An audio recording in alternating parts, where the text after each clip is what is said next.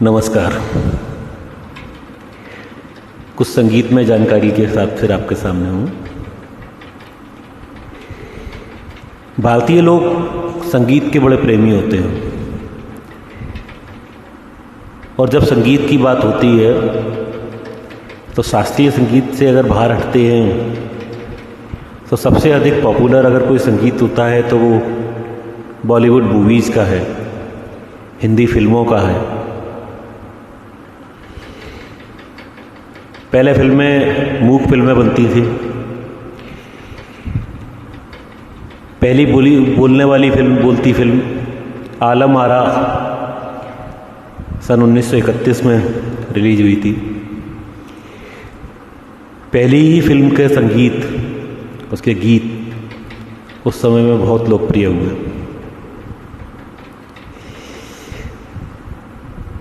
मित्रों, वैसे मैं 45 की एज में हूँ। ये मेरे जन्म से भी बहुत पहले की बात है, लेकिन जो ज्ञान मेरे पास है, जो जानकारी मेरे पास है, वो आप लोगों के साथ शेयर कर रहा हूँ। बॉलीवुड फिल्मों में, हिंदी फिल्मों में संगीत का इतना महत्व था, इतने गीत होते थे। संसार की किसी भी भाषा की फिल्म में इतने गीत कभी नहीं होते।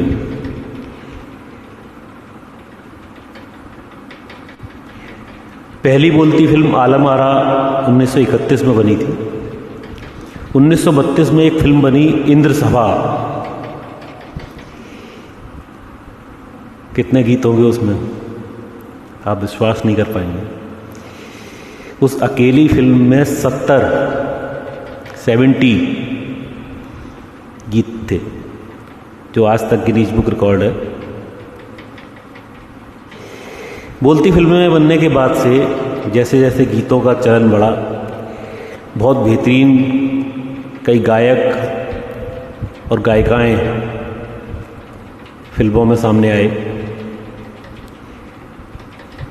जैसे महिलाओं में नूर जहाँ थी, अमीरबाई कर्नाटकी थी,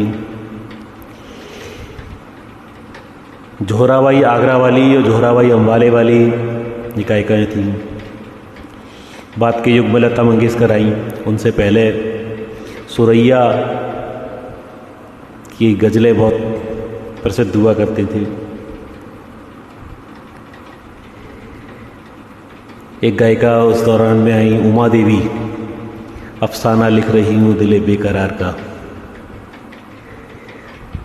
वन सॉन्ग वंडर कह सकते हैं उन्हें। बाद में वो टुनटुन नाम से कॉमेडियन के रूप में ज़्यादा विख्यात हुई। ऐसे ही पुरुषों में कई गायक थे, बहुत बेहतरीन गायक थे। जैसे एक थे केसी डे, जो बाद में बहुत बड़े संगीतकार एच.डी. बर्मन जी के गुरु थे, पहले गुरु थे उनके। और गायक मन्ना डे उनके भतीजे थे। एक पंकज मलिक हुआ करते थे।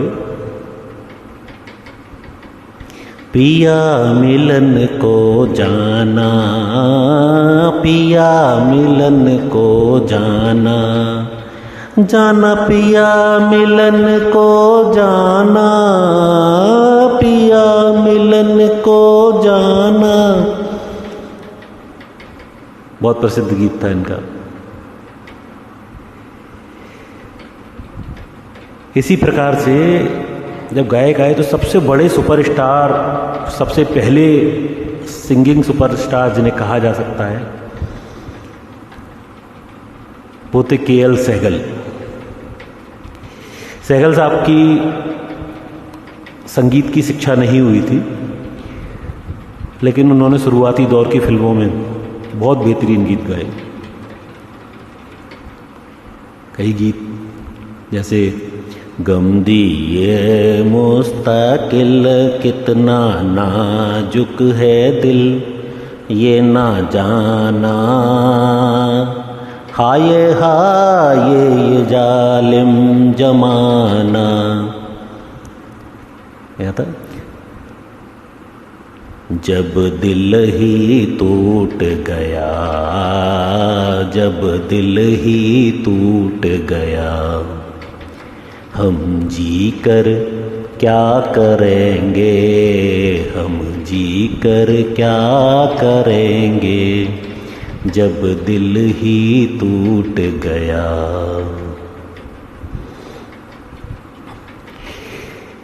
ये इतने बेहतरीन गायक थे कि उनके बाद के दौर में जितने भी गायक आए, ऐसे गायक जिनको कि आज हम अपना आदर्श मानते हैं, वे सभी गायक इनको आदर्श मानते थे।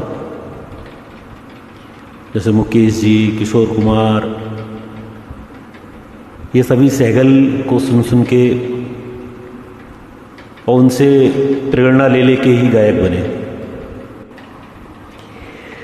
1945 में एक फिल्म आई पहली नज़र, उससे एक नए महान गायक का जन्म हुआ। मुकेश जी का पहला गाना उस फिल्म में था, लेकिन बड़ी बात यह है कि उस गीत को सुनने वालों ने पहले ये समझ लिया कि ये गीत तो सहगल साहब ने गाया है।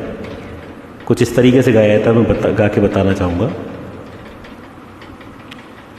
दिल जलता है तो जलने दे, आंसू न बहा फरियाद न कर, दिल जलता है तो जलने दे, तू पर्दा नशीं का आशिक है यूं, नामे वफा बर्बाद न कर, दिल जलता है तो जलने दे। हालांकि इस गीत के बाद मुकेश जी ने धीरे धीरे अपना खुद का स्टाइल डेवलप किया और वो महान गायकों में उनकी गिनती हुई। इसी प्रकार 1948 में एक फिल्म आई जिद्दी। इसने एक दूसरे महान गायक को कैरियर की शुरुआत दी। इस फिल्म का एक गीत था, मरने की दुआएं क्यों मांगूं,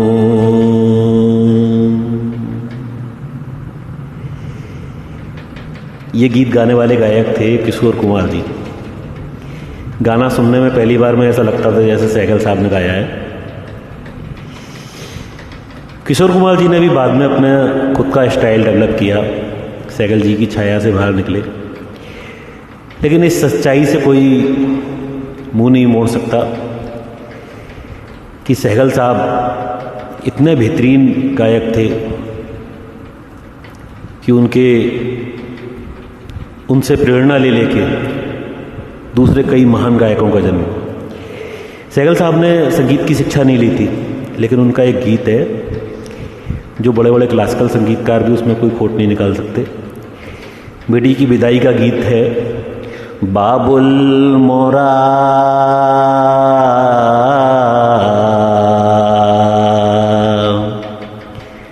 नैहर छूटो ही जाए, है बाबुल मोरा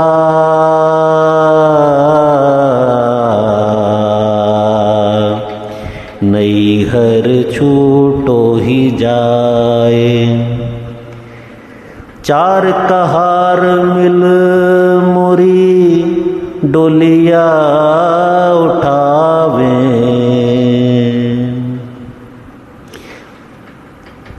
बहुत बेहतरीन तरीके से गाया हुआ गीत था। आज भी इस गाने को क्लासिकल संगीत के पसंद करने वाले लोग सुनते हैं और पसंद करते हैं। नमस्कार, ऐसी ही बेहतरीन जानकारी के साथ आता रहूँगा। सुने, संगीत के संबंध में आपकी जानकारी में वृद्धि होगी। पूरा सुने। नमस्कार, थैंक यू।